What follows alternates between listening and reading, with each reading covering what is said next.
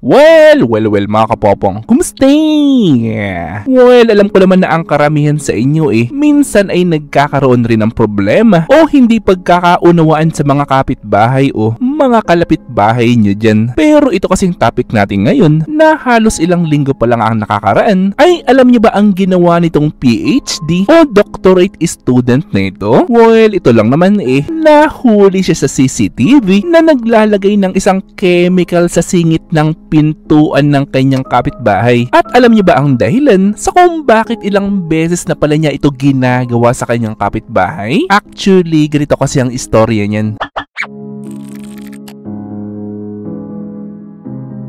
Actually, ito kasing owner ng isang condominium na si Yumar ay nagtataka sa kung bakit ilang linggo pa lang simula noong lumipat sila sa bagong condominium nila, ay nagtataka na agad sila sa kung bakit parang medyo may kakaibang amoy sa loob ng kanilang unit, na ang unang hinala naman ni Yumar ay baka dahil lang daw ito sa water heater meron sila sa kanilang unit. Well, dahil nga dyan ay tumawag agad sila ng mga taong gagawa nito, pero kahit kasi naayos na yung kanilang water heater ay still meron pa rin kakaibang amoy doon sa kanilang condominium unit. At ang medyo talagang ikinabahala ni Yumar ay noong mayroon na talagang kakaibang nangyayari sa kanyang anak. Well, alam nyo ba ang nangyari? Actually, kahit kasi hindi umiiyak ang kanyang anak, ay still bigla-bigla na lang itong lumuluha automatically. Yes, mga kapopong, lumuluha kahit hindi naman umiiyak ang kanyang anak. Well, dahil nga dyan, ay nagsagawa tuloy ng isang masusing general inspection itong si Yumar sa kanyang condominium unit. At ito ay upang suriin rin sa kung saan nga ba talaga nanggagaling yung amoy na yun. At alam niyo ba ang na-discover ni Yumar na talagang kahina-hinala sa kanila? Actually, ito lang naman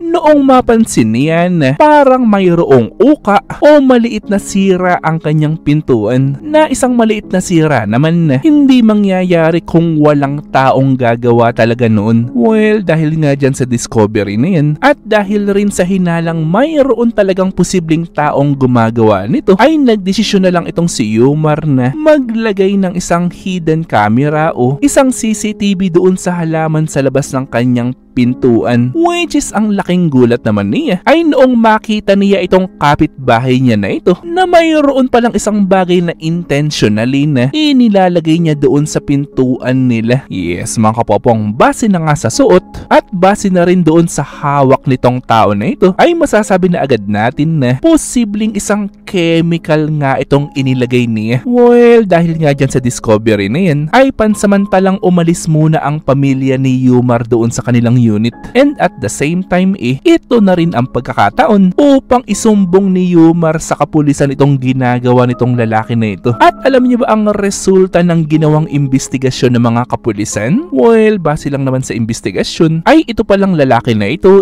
na nagngangalang Xu Mingli, na isang 36 years old, ay isa palang PhD chemist student sa Florida sa Amerika. Yes, mga kapopong, isang chemist nga o isang tao na eksperto patungkol sa mga uri ng chemical, etc. Well, sino ba naman ang hindi matatakot dyan, di ba? At yung palang chemical na ilang ulit inilagay ni Xu Mingli sa unit o doon sa gilid ng pintuan ni Yumar, ay isang chemical pala na totoong masama ang epekto sa tao. Pero ang tanong, bakit ba ginagawa ni Xu Mingli itong gawain na ito? At mayroon ba talaga siyang galit sa pamilya ni Yumar? Well, huwag kayo magugulat sa aking na-discover, ha? Dahil noong in-interview kasi ng mga kapulisan itong si Xu Mingli, ay sinabi niya na simula daw noong tumira ang pamilya ni Yumar doon sa bago nilang condominium unit, ay hindi na raw makatulog ng maayos itong si Xu Mingli dahil doon sa tunog ng toilet seat ni na Yumar. Yes, mga kapopong, hindi kayo nagkakamali ng dinig, ha? Dahil lang yan sa tunog o kalabog noong toilet seat ni na Yumar. Anyway, agad namang hinuli ng mga kapulisan itong si Xu Mingli at kinakaharap niya ngayon ang super daming reklamo sa kanya. Pero for the meantime, ay nakapagpiyansa naman itong si Xu Mingli at pansamantala siyang nakalabas muna doon sa Amerika. At this coming December 5, ang next hearing nila, pero ang tanong, papaano kung itong si Xu Mingli biglang umuwi sa kanyang bansa? Honestly, mga kapapong, ang akala ko sa mga movie o mundo, sa mga pelikula lang nangyayari ang mga ganyang situation. Pero ang medyo nakakalungkot naman dyan ay sa panahon natin kasi ngayon meron pa palang mga taong katulad ni Xu Mingli na instead na gamitin ang kanilang mga talino para sa kapakanan ng mga tao sa mundo, pero mayroon palang mga katulad ni Xu Mingli na ginagamit ang kanilang talino upang makapangpahamak ng kanilang kapwa. Na ang tanong ko naman sa inyo ngayon ay posible kaya na mayroon talagang katulad ni Xu Mingli sa mundo na gumagawa rin ng maraming klase ng chemical hindi upang itulong sa mga tao kundi para sa ikapapahamak ng maraming tao sa mundo? Well, syempre gusto ko malaman ang inyong sagot, so i-comment lang yan sa baba. Ito'y aking babasahin ng personal at pupusuan. At syempre kung may nalaman o natutunan ka sa video ito'y mag-subscribe ka naman. At nandito na yung inyong mga shoutouts. At kayo rin mga kapopong, kung gusto nyo rin magpa-shoutout o mag-request ng video ay i-comment lang yan sa baba. At muli itong yung Teacher Popong na nagsasabing, Te amo!